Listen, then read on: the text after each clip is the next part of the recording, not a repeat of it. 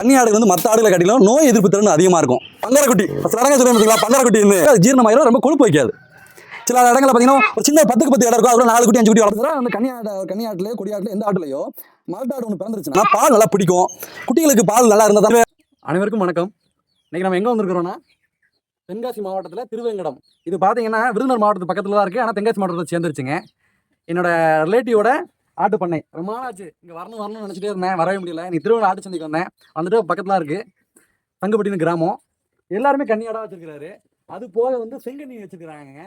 இதில் என்ன ஒரு ஸ்பெஷல்னா, இதோட காக்கடா வந்து கன்னி காக்கடாவே கிடையாது. காக்கடா வச்சுப்பா அந்த இருக்கு பாருங்க, எட்டையாவரத்தை சேர்ந்த புளியம்பூர் காக்கடா. கன்னியாடில் ஒரு மிகப்பெரிய ப்ளஸ் பாயிண்ட் இருக்குங்க.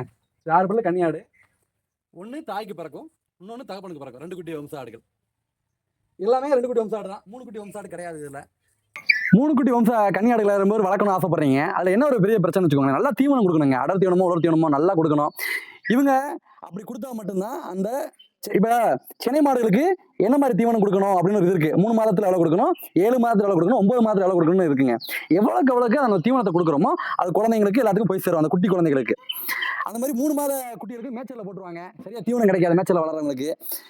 இந்த ஆடுகளை வந்து மேய்ச்சலே விட மாட்டாங்க, இது இந்த ஷெட்டுக்குள்ளே தான்.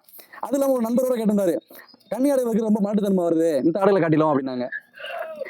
ஏதனால மாட்டுத்தன்மை வருதுன்னா ஒன்று மேய்ச்சல் தான். மேய்ச்சலுக்கு போகாமல் இருக்கும், தேவையில்லாத அடர் தீவனங்களையே தவிடு புண்ணாக்குனா போட்டு பாலாக்குறது. அது போக வர்க்கம், அந்த வர்க்கத்தை கழிச்சிடணும். ஒரு தடவை அந்த கன்னியாட்டிலேயோ கொடியாட்டிலே எந்த ஆட்டுலையோ மலட்டாடு ஒன்று பிறந்துருச்சுன்னா அதுக்கு அந்த வர்க்கத்தை நீங்கள் காலி பண்ணிடுங்கன்னு சொல்லிடுறேன். ஏன்னா அது உங்கள் பண்ணையில் இருக்கிற திருப்பி அது வந்து ஒரு உளப்படி ஆக்குற மாதிரி ஆயிரும். பண்ணன்னு ஆரம்பித்தா குட்டி குடும்பமாக இருக்கணும், அப்படின்னா தான் கன்னியாடு வந்து நம்ம பார்க்க நல்லாயிருக்கும், நம்ம பார்வையாக இருக்கும். இது பராடு கொஞ்சம் மாறிடுச்சு. இது பார்த்தீங்கன்னா செங்கண்ணி, பியூர் செங்கண்ணி. பாருங்க முகம் அவ்வளோ அழகாக இருக்குது பார்க்குறதுக்கு. அதுக்கு பிறந்த குட்டிகளும் செங்கண்ணிலும் நல்லா பிறக்குங்க. கன்னியாடுகள் வந்து எதிர்ப்பு சக்தி அதிகமாக இருக்கணும். எதிர்ப்பு சக்தி கரிசல் பூமிக்கு கன்னியாடு தான் தாயகம். கன்னி நாய் கன்னி ஆடு. கன்னியாடுகள் வந்து மற்ற ஆடுகளை காட்டிலும் நோய் எதிர்ப்பு திறன் அதிகமாக இருக்கும். அது பிறவிலே உண்டானது. ஏன்னா நாட்டின நம்ம ஏரியா வெயிலுக்கும் மழைக்கு எல்லாத்துக்குமே தாங்கும். பராமரிப்பு வந்து நல்லா இருக்கணுங்க. ஏன்னா பார்த்தீங்கன்னா ஒரு 2 செட்டு வச்சுருக்காங்க, இது மண் தர. அது போக மழை நேரங்களில் உள்ள 2 ஷெட் இருக்குது, அதை காமிச்சுட்டுவா அதுக்குள்ளே அடைச்சி வச்சுருவாங்க. அது போக வேப்ப மரம் நிழல், வேப்ப மரத்தை நம்ம துரட்டி வச்சு இழுத்து விட்டுடலாம். இந்த மாதிரி மேய்ச்சல் முறை மாதிரியும் இருக்கணும், பண்ணை வளர்ப்பாகவும் இருக்கணும். ஆனால் இந்த கன்னியாடுகளுக்கு பண்ணை வளர்ப்பாக தான் வளர்க்குறாங்க. பக்கத்தில் அகத்தி, அவரோட சொந்த தோட்டம் இருக்கிற அகத்தி, வேலி மசால் எல்லாத்தையும் பிடிங்கி எடுத்து தொட்டியில் போட்டால் ஆடு நல்லா சாப்பிட்டு கொடுங்க. இந்த மாதிரி விசாலமாக இருக்கணும். ஆடுகள் வந்து நல்லா ஓடி ஆடி திரிகிற மாதிரி இருக்கணும். இதனால இருந்தாலே சாப்பிட்டது போக அது ஜீரணமாயிரும், ரொம்ப கொழுப்பு வைக்காது. சில இடங்களில் பார்த்தீங்கன்னா ஒரு சின்ன 10க்கு 10 இடம் இருக்கும், அதுக்குள்ள 4 குட்டி 5 குட்டி வளர்ப்பாங்க. அந்த தவறு மட்டும் என்னைக்குமே செஞ்சிடக்கூடாது. கன்னியாடு வளர்ப்போம் எதுனாலுமே. கன்னியாடு பார்த்தீங்கன்னா ஒரு மிக பிரமாதமாக இருக்குங்க, பார்க்கவே ரொம்ப. ஆடு வந்து பாலிஷாக இருக்கணும். நானுமே ரொம்ப இடங்களில் போகிறது தான், கன்னியாடு மட்டும் வளங்க, அதுக்குள்ள வேறு எந்த பிரீடையும் விட்டுறாதீங்க. ஆனால் பாருங்களேன், 8ஆயிரம் காக்கடா இருக்குது, இருந்தாலும் ஒத்த குட்டியோட அதுக்கு பிறந்ததும் கிடையாது, எல்லாம் கன்னி தான். இப்படி இருக்கணும், அதுதான் நம்மளுக்கு வந்து ரொம்ப மனநிறைவை கொடுக்கும். பங்கரக்குட்டி சடங்கு சொல்லி பார்த்தீங்களா, பங்கரக்குட்டி இதுதான் பங்கரக்குட்டி. முடிய பாருங்களேன், 6 பல்லு உண்டா, 6 பல்லு கொண்டா ஆட்டுக்கு பிறந்திருக்கும், அதனால இதை பங்கரக்குட்டின்னு சொல்லுவோம்.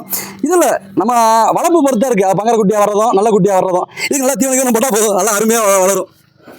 சில குட்டியில் பார்த்தீங்கன்னா ரொம்ப பாலிசாக இருக்கும், பார்க்கவே பார்வையா. ஆடுகள் பார்த்தீங்கன்னா மேய்ச்சல் முறையில் எல்லாமே இருக்கணும். இப்போ பண்ணை வளர்ப்பு வளர்க்குறாங்க, அகத்தி மட்டும்தான் போடுறோம், தீவனம் மட்டும்தான் போடுற மட்டும் இல்லாமல் மஞ்சனத்தி எல்லாத்தையுமே சாப்பிடணும். அது காட்டுங்க பாருங்களேன், மஞ்சனத்தி எல்லாமே சாப்பிடும்.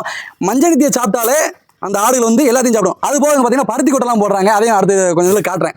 ஆடுகளுக்கு நல்லா பருத்தி கொட்டை கொடுத்தாங்கனாலே ஆடு நல்லா தெம்பாக இருக்கும் கன்னியாடு வளர்ப்பை பொறுத்த அளவுக்கு. ஏன்னா எனக்கு ரொம்ப பிடிச்ச கன்னியாடு, அதனால கன்னியாடை நோக்கி நம்ம பயணம் போய்கிட்டு நம்ம வீட்டில் கன்னியாடு வளர்த்தோம். அந்த காரணம் தான். 2வது இதோட பால் பார்த்தீங்கன்னா அடிச்சுக்கிடவே முடியாது. நீங்கள் வடக்கிருந்து எந்த ஆட்டினாலும் கொண்டு வாங்க, ஆனால் கன்னியாட்டுக்கு நிகரான ஒரு நாட்டினமான ஒரு பால் வர்க்கத்தை பார்க்கவே முடியாது. நம்ம வெயிலுக்கு தாங்கணும்ல, நீங்கள் ராஜஸ்தான்லேருந்தோ மத்திய பிரதேசம் நீ ஆடை கொண்டு வா, ஆனால் கன்னியாட்டுக்கு நிகரான ஒரு பால் வர்க்கத்தை காமிக்க முடியாது.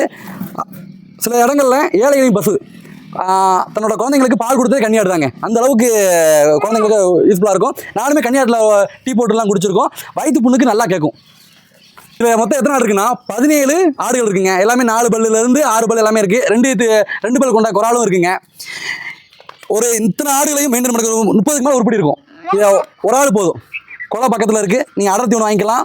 அசோலா இல்லைன்னா உங்களுக்கு தீவனம் இல்லையா சைலேஜ் வாங்கிக்கிடலாம். இப்போ ஆட்டு தீவனங்கள்லாம் ரொம்ப வந்துருச்சுங்க.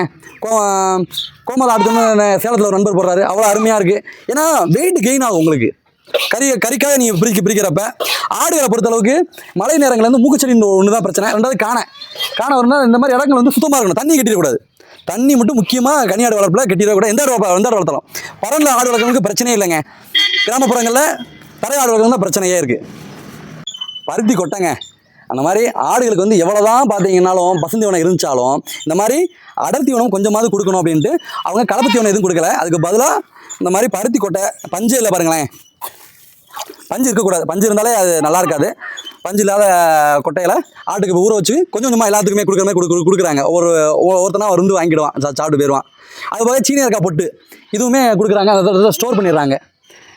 காஞ்ச நாற்று மழைக்காலங்களில் காஞ்ச நாற்று கொடுப்பாங்க. ஒரே பசுந்தீவனமாக கொடுக்கக்கூடாது. காஞ்ச நாற்று கொடுத்தா தான் நல்லது.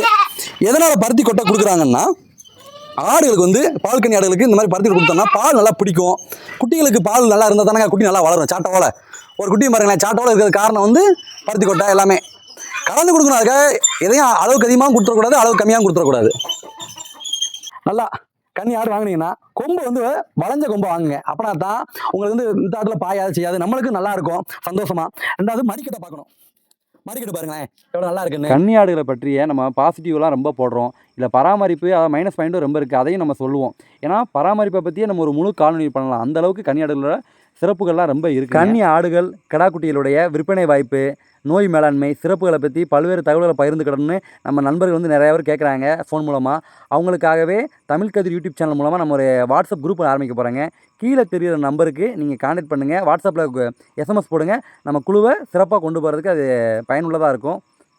கன்னி ஆடுகளை பற்றி சிறப்புகளை அறிய உங்களோட நண்பர்களுக்கும் அந்த குழுவில் சேர்றதுக்கு அனுப்புங்க.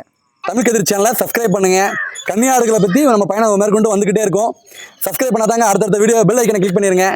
நம்மளோட அடுத்தடுத்து போடுற வீடியோலாம் உங்களுக்கு வந்துகிட்டே இருக்கும். நீங்கள் சிறிய அளவுலையோ பெரிய அளவில் பண்ணைகள் வச்சுருந்தீங்கன்னா எப்போ நம்ம தொடர்பு கொள்ளலாம். உங்களை அடுத்த கட்டத்துக்கு கொண்டு செல்றதுக்கு நம்மளால் முடிஞ்ச உதவியை நம்ம டீம் எடுக்குங்க.